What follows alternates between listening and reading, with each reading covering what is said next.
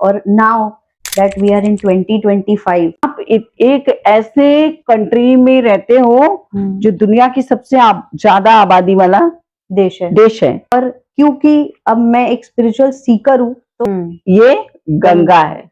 मुझे वैसा कुछ देखने नहीं मिला। कुंभ का क्रिटिसाइज करते हो तो ये एक बहुत बड़ा चला था, मीडिया में देखा होगा। हाँ। कि पाप धोने लोग गए हैं। एक हत्यारा भी हो गंगा के किनारे खड़ा होके बोलेगा माँ मैंने ये चीज किया है, उसको एक्सेप्ट करेगा तब जाके डुबकी लगाएगा। उनका पर्पस जो होता है, पर्पस उनका यही होता है कि उन्होंने जो साधना तपस्या 12 साल के अंदर की, जो अपने देव स्थान में, अपने गुप्त स्थानों में, हिमालयों में, गुफाओं में जो उन्होंने रियल साधना की है, उनके दर्शन मात्र से जब आप सर झुका देते हो श्रद्धा से, तो आपका जीवन में 100% निश्चित तौर पे फर्क आता है। देखिए आप किसी को भी इस संसार में ये नहीं समझ सकते हो कौन सही है कौन गलत है। ये तो आप समझ ही नहीं सकते हो। इसका कोई मेजरमेंट है ही नहीं है। बराबर है ना। बराबर। तो आप कई बार ऐसा होता है कि आप जिस साधु को कांटे पे जो सोया हुआ है मार रहे हो, हाँ। भौतिक तौर पे वो आपको दिख रहा है कि वो साधु है, और ये क्या पता आप भगवान को गाली दे रहे हो। सही। क्या पता आपकी ही परीक्षा भगवान ले रहा हो। तो इसीलिए कहते हैं ना, जाने अनजाने में भी किसी को कुछ मत बोलो। तो आप अगर वहां जाते हो, किसी भी धर्म स्थान में जाते हो, महाकुंभ जैसी जगह में जाते हो, तो मेन आपका यही होता है कि साधु संतों का दर्शन करना। यहाँ हम साधु संतों का दर्शन करने जाते हैं। हाँ। संतों के दर्शन करने जाते हैं कि संतों के दर्शन से आपके भी युग युग के पाप जो है वो नष्ट हो जाते हैं। तो और रह गया सोशल स्ट्रक्चर पे।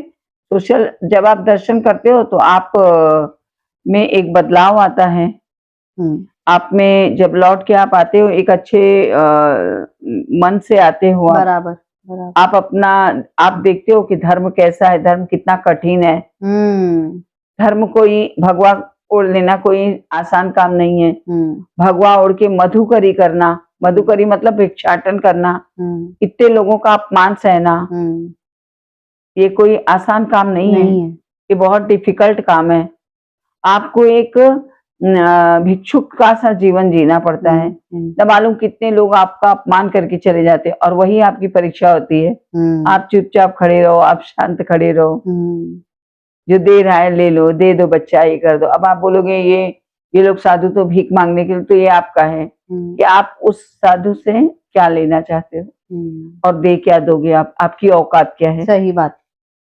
आप दे के भी क्या दे दोगे, आपकी औकात क्या है। ये उनके लिए मैं बोल रही हूँ जो लोग बहुत ज्यादा क्रिटिसाइज करते हैं। हाँ। आपको ज्ञान तो जीरो भर का भी नहीं है। बराबर। आप एक्चुअली तो मैं आप जीरो और डॉट के बारे में ही नहीं जानते हो। हाँ। और उंगली उठाने के लिए आप पहले ही तैयार रहते हो। समझ रहे हो। तो औकात तो आपकी कुछ भी नहीं है। समझ रहे हो। औकात तो आपकी ये भी नहीं है कि आप हाथ जोड़ सको। बराबर। औकात तो आपकी ये भी नहीं है कि आप पैर छू सको। आपको हाथ जोड़ने और पैर छूने, जिसको हाथ जोड़ने और पैर छूने में भी कष्ट हो रहा है, वो कितना बड़ा पापी होगा ये सोच लो। सही बात। कहते हैं जब आप झुकते हो तो आपको ब्लेसिंग्स मिलती है। और निश्चित तौर पे जो इंसान हाथ नहीं जोड़ता है अपने बड़ों का ऐसे सर झुका के, भगवान का ऐसे सर झुका के पैर नहीं छूता है, वो निश्चित तौर पे वो दुनिया में हर किसी का पैर छुएगा और हर किसी का के सामने सर झुका, उसका सर झुका ही रहेगा, उसकी आत्मा झुकी ही रहेगी। पेड़ों में जब पुष्प आ जाते हैं, फल आ जाते हैं, तो कैसे वो झुक जाता है। सही बात है। झुकने का मतलब ये नहीं है, जैसे ही आप बड़ों के झुकते हो ना, आपका ईगो खत्म होता है। सही बात। तो आप ये नहीं, सोशल स्ट्रक्चर में भी और पॉलिटिकल स्ट्रक्चर में भी कि समाज को कैसे चलाया जाए। एक राजा का कर्तव्य क्या है, एक परिवार का कर्तव्य क्या है, एक पड़ोसी का कर्तव्य क्या है, किस तरह से आप अपने रिश्तों को बनाएं, किस तरह से आप अपने जीवन को चलाएं, किस तरह से आप प्रभु की पूजा करें, किस तरह से आपको 24 घंटे मिलता है, तो आप कम से कम 24 मिनट ही सही भगवान को दें। सही बात। वो भी नहीं दे सकते हो तो आप चलते फिरते ही अपने मन में जिस भी भगवान का नाम आपको आता है, अपने इष्ट का, अपने कुल देवता का नाम, ताकि आपकी जब सोल का डिपार्चर हो, कोई तो आपके रास्ते में खड़ा हो भाई साहब। सही बात। क्योंकि असली जर्नी शुरू होती है मृत्यु के तब, बराबर, कि कोई तो खड़ा हो। और अगर आप एक कमजोर सोल हो, यहाँ पे सिर्फ कमाया खाया, पिज्जा खाया, बर्गर खाया, इंसानों को खुश करने में लगे रहे, तो एक बात समझ लो, आप किसी को नहीं खुश कर पाओगे। सही बात है। किसी को नहीं। और आपके एक सर झुका देने से ना पूरा ब्रह्मांड आपके सामने झुक जाता है। सही बात। तो ये हमें साधु संतों के आशीर्वाद से मिलता है, ये हमें पवित्र नदियों के स्नान करने से मिलता है। और जब महाकुंभ लगता है तो हमारे सब देवी देवता भगवान जो हैं वो भी अपना भेष बदल बदल कर वहां पर आते हैं। उन सब संतों के साथ भगवान भी डुबकी लगाते हैं, क्योंकि पृथ्वी तो उन्हीं की है ना। सही। तो वो क्यों नहीं आएंगे। हाँ, बस आपको वो पहचान में नहीं आएंगे, आपको वो प्रत्यक्ष में दिखेंगे नहीं, लेकिन उसके लिए एक आपको अलग बुद्धि, अलग आई की जरूरत होती है, जिसको कहते हैं थर्ड आई। और उसको जागृत करना पड़ता है। और विकारों को लेके, बुराइयों को लेके, छोटी छोटी चीजों के लेके वो कितना भी बैठ के आसन लगा लो, कितना भी ध्यान कर लो, क्या ना, जन्म जन्म मुनि जतन कराही, अंतराम कहीं आवत नहीं। जन्म जन्मांतर तक ऋषि मुनि तपस्या करते रहे, लेकिन अंत में राम का नाम नहीं आया। समझ रहे हो। तो अंत में राम का नाम क्यों आएगा, क्योंकि अंत का राम का नाम ही तो परिणाम है। राम का नाम ही आपके अंत का परिणाम है। तो इसीलिए जब आपको तो पता नहीं, अंत में राम बोलोगे, राम राम, क्या बोल रहे हो बब्बा, क्या पता चला, जिंदगी भर राम को गाली दी और अंत में रामचंद्र जी की याद आ रही है। जिंदगी भर कृष्णा को गाली दिया। सही बात है। राम मिथ है, कृष्ण मिथ, सब मिथ है, तुम ही फैक्ट हो। अब जा रहे हो। हाँ सही। अब टाइम हो गया जाने का, निकलो चलो।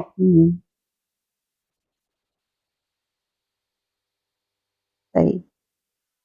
समझ रहे। तो बहुत जो लोग पश्चाताप होता है जिनको, वो नहीं तो बाकी तो चुन्नू मुन्नू में ही अटका रहता है। हाँ। पोते को देख लें, पोते को देख लें, परिवार को देख लें। अब जा रहे हैं तो भी देख रहे हैं। 1 घंटे में लोटे में आ जाएंगे।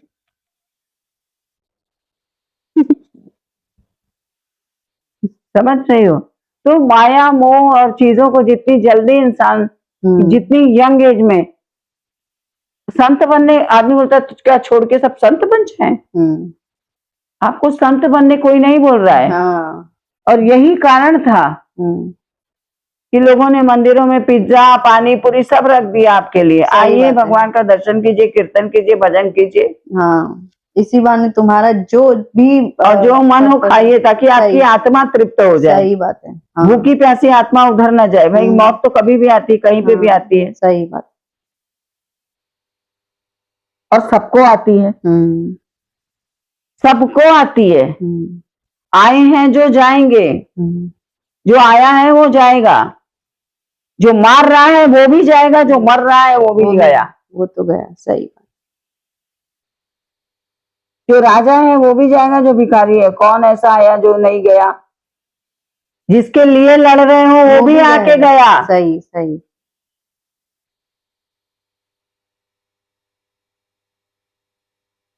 समझ रहे हो। लेकिन वो आया कैसे, जिया क्या करके गया, वो मायने है। कर्म, कर्म प्रधान विश्व करी राखा, जो जस करे ते तस पर चाखा।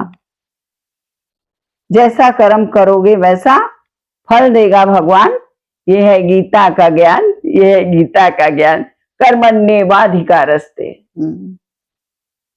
तुम्हारा कर्म में ही अधिकार है। फल मेरे हाथ में। अच्छा किए हो, भूल जाओ, मैं हूं ना। तो मेरे ख्याल से आपके सारी शंकाओं का समाधान। हाँ डेफिनेटली, क्योंकि इतना सारा कुछ मीडिया में और सारे जो न्यूज चैनल्स थे, इतना कुछ फैला हुआ था, इतने सारे क्वेश्चंस आए थे, तो मेरे तो जो क्वेश्चंस थे वो मैंने आपसे पूछे और काफी मैं संतुष्ट हूँ कि मुझे वैसे आंसर्स मिले महाकुंभ के ऊपर। नॉट ओनली महाकुंभ बट उसका मीनिंग, उसका पर्पस और उसका सोशल स्ट्रक्चर, जो चाहे समाज में हो चाहे इंडिविजुअल लाइफ्स में हो, कैसे इम्पैक्ट करता है। एंड आई होप हमारे व्यूअर्स को भी वो समझ में आएगा। आपने उनको जितने आसान तरीके से समझाने की कोशिश की है, तो आई होप कि उनको भी ये समझ में आएगा कि criticism is not the part of your life. आपका पार्ट है कि आप किसी चीज से कितना क्या सीखते हो, क्या बेटर ले सकते हो और क्या छोड़ सकते हो।